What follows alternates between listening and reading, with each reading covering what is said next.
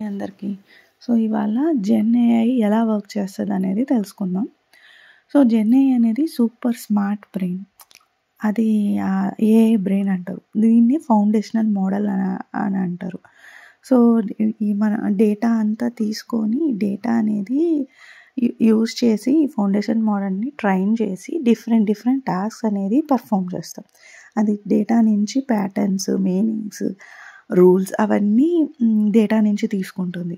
So, data నుంచి ఎలా నేర్చుకుంటుంది అంటే ఇప్పుడు టెక్స్ట్ నుంచి ఇప్పుడు బుక్స్, వెబ్‌సైట్, టెక్స్ట్ మెసేజెస్ వీటిల నుంచి టెక్స్ట్ తీసుకుంటుంది. And images, photos, drawings. So, speech ఇచ్చినప్పుడు ఆ స్పోకెన్ వర్డ్స్, వాయిస్ నోట్స్ ఉంటుంది కదా! దాని నుంచి ఇన్ఫర్మేషన్ తీసుకుంటుంది. Structure data, tables, spread sheets ఉంటాయి కదా! వాటి నుంచి. 3D సిగ్నల్స్ ఇప్పుడు వీడియోస్‌లో, గేమ్స్‌లో మూమెంట్ ఉంటుంది కదా!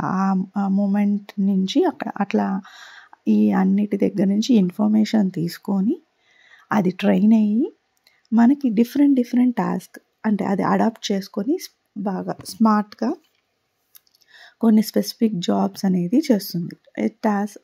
టాస్క్ ఎలా చేస్తుంది? Question answering. మనం క్వెషన్స్ చేసినప్పుడు ఆన్సర్ చేయడము, ఏదన్నా మెసేజ్ మనం ఇచ్చినప్పుడు అది హ్యాపీగా ఉందా, సాడ్‌గా ఉందా అనేది సెంటిమెంట్ అనాలిసిస్ చేస్తది. సో, ఇన్ఫర్మేషన్ ఎక్స్ట్రాక్ట్ చేస్తది. ఏదన్నా మనం పెద్ద లార్జ్ టెక్స్ట్ ఇచ్చినప్పుడు ఆ ఇన్ఫర్మేషన్ దాంట్లో నుంచి గ్యాదర్ చేసి మనకు స్పెసిఫిక్ ఇన్ఫర్మేషన్ మనం అడిగిన దానికి సమాధానం ఇస్తుంది.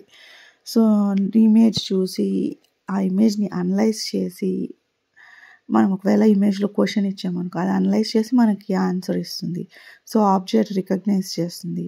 ఏదన్నా మనం ఇన్‌స్ట్రక్షన్స్ ఇచ్చినప్పుడు ఆ ఇన్‌స్ట్రక్షన్ ఫాలో అయ్యి మనకి అవుట్‌పుట్ అనేది ఇస్తుంది. సో, ఇలాగ జెన్ ఏఐ అనేది డేటాని తీసుకొని టాస్క్ అనేది పర్ఫార్మ్ చేస్తుంది. సో, ఇట్లా డేటా తీసుకొని ట్రైన్ చేసి టాస్క్ ఇచ్చేటప్పుడు చాలా మోడల్స్ ఉంటాయి దాంట్లో. ఆ మోడల్స్ అనేది ఒక్కొక్క మోడల్ బట్టి అది డిసైడ్ అయ్యి ఏ మోడల్ ఏ ఎల్ఎల్ఎం యూజ్ చేయాలో డిసైడ్ అయ్యి అది చేసి మనకి అవుట్‌పుట్ అనేది ఇస్తుంది. Thank you.